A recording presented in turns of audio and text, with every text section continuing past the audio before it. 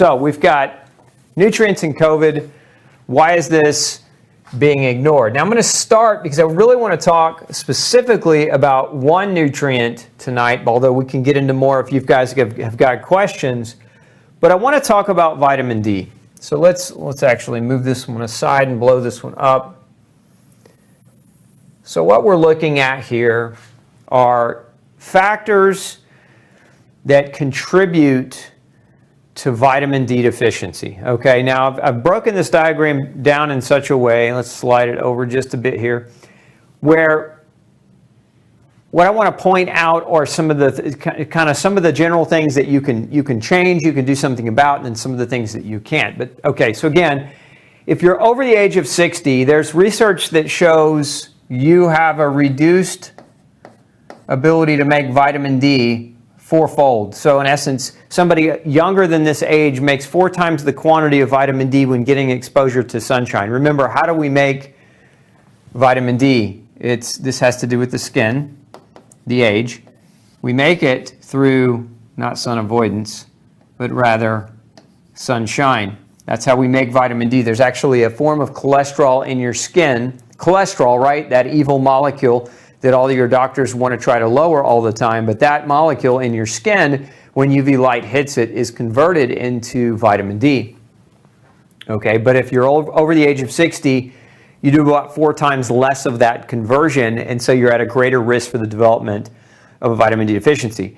Now, the other issue that contributes, or one of the other issues that contributes to vitamin D deficiency is sun avoidance. Vitamin D is pretty low in most foods. I mean, unless you're eating sardines or really, really fatty fish from Arctic waters, cold waters where they store that fat in their tissue, that's where most vitamin D in the diet's going to come from. Now, you can get some vitamin D from other meats, grass-fed predominantly. You can get vitamin D as well from things like mushroom, but there's not a whole lot of vitamin D outside of the synthetic vitamin Ds that are fortified in milk and other products. You can get some from egg as well. So most people get or get the vast majority of their vitamin D from sunshine. And so it's important, this is one of the tips. If we look at dermatology, the field of medicine, right, that studies the health of the skin, this is kind of the hallmark. Avoid the sun. Sun causes skin cancer. This is what we've been being told. This is kind of the mantra, if you will, or the dogmatic view. And what we actually know is sunshine doesn't cause skin cancer at all. Sunshine doesn't cause skin cancer any more than water causes drowning, right? I mean, by that same logic, we say water causes drowning, don't drink a glass of water ever again, you might drown in it.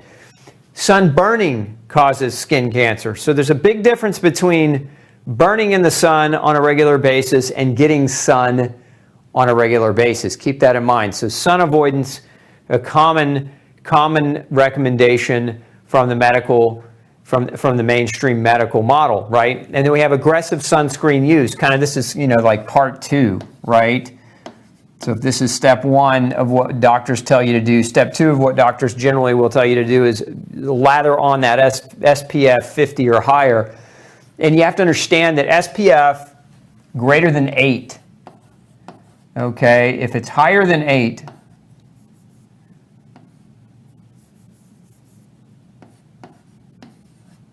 blocks your skin's ability to make vitamin D.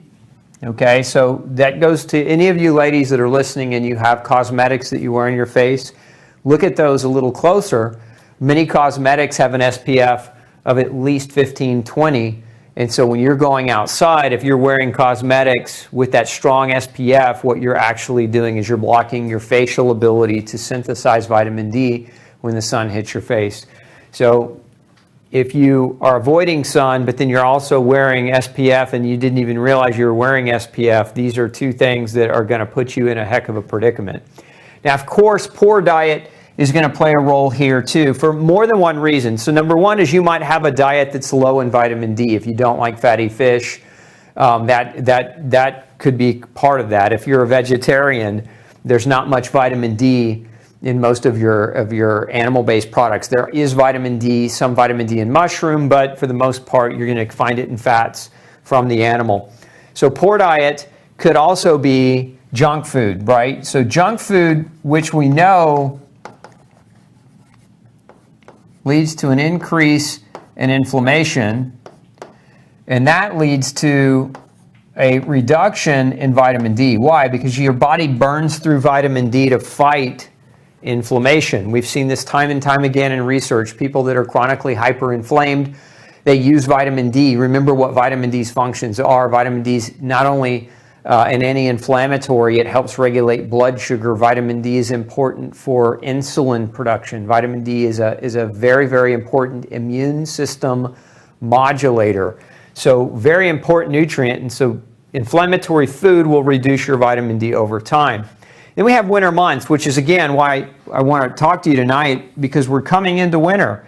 And so this is going to be a natural time of the year where our vitamin D levels sink. Because why? Because we're getting less sunshine. It's colder out, it's darker, shorter days. We have less availability to get vitamin D because we have less availability to get sunshine. Right? And then there's geographic location. Where you live matters. You know, I'm in Texas. We can make vitamin D most year round, but if you're above 27 degrees north latitude, then what ends up ultimately happening is you're going to make less vitamin D seasonally, even when it is summer. So geographic location, again, if you're above that 27 degree north latitude line, you're at a greater risk for developing vitamin D deficiency.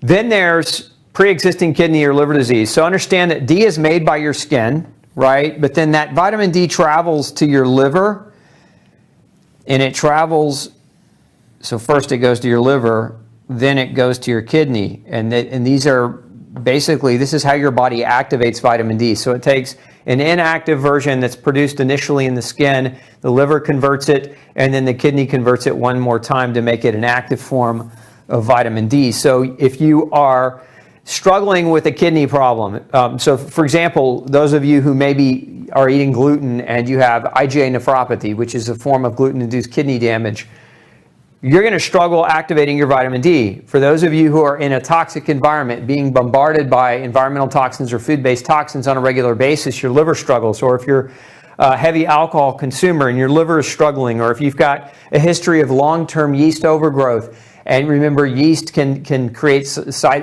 effect substances that can damage your liver as well, you could have liver issues, right? If you've ever gone to the doctor and you've had, AST, or ALT, these are tests for liver function. If you've ever had tests that were elevated, this means you have a degree of liver dysfunction. Okay, so again, your kidney and your liver are super important to activate vitamin D. So if you've got pre-existing disease, that could put you at risk for developing a deficiency. And then there's also medications that contribute to kidney and liver dysfunction.